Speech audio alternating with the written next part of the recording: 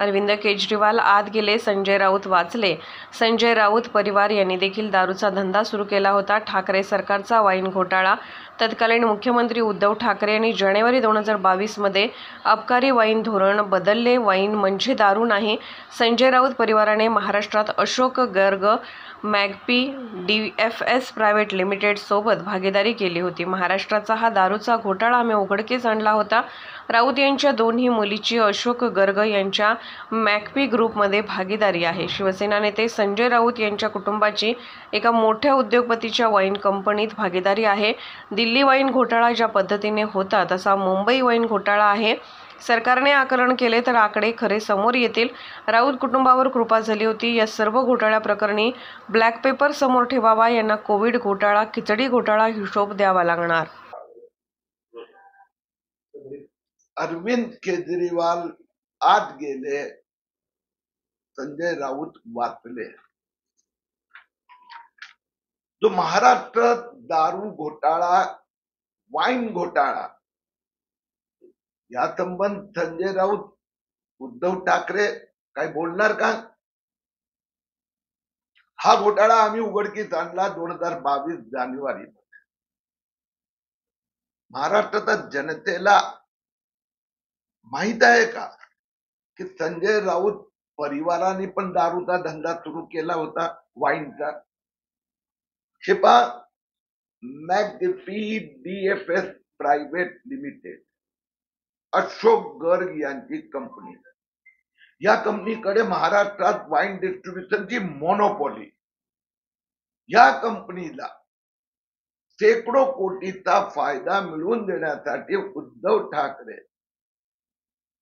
उद्धव ठाकरे सरकारने आपल्या पॉलिसीत बदल केला. आता त्यांच्याकडे साऊथचं कोण आलं होतं, किती कोटी कुठे, त्यांनी या वाईन पॉलिसीत बदल केला. वाईन दारू नाही आहे.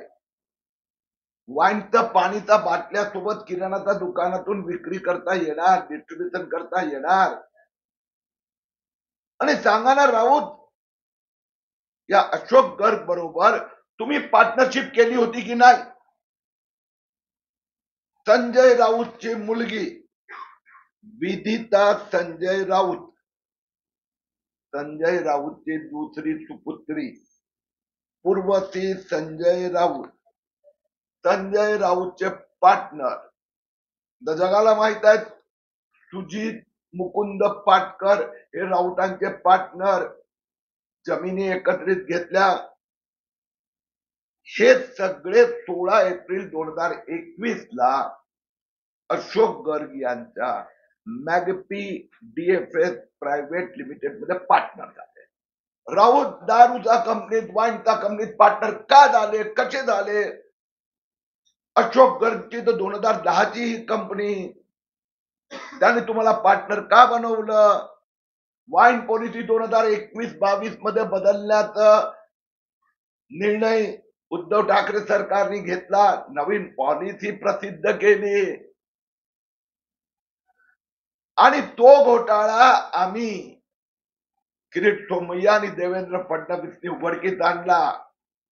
म्हणून जानेवारी 2022च्या शेवटी फेब्रुवारी 2022 मध्ये ही पॉलिसी त्यात केलेला बदल मागे घेतला. अरविंद केजरीवाल गेले, राऊत ठाकरे सरकार वाचले.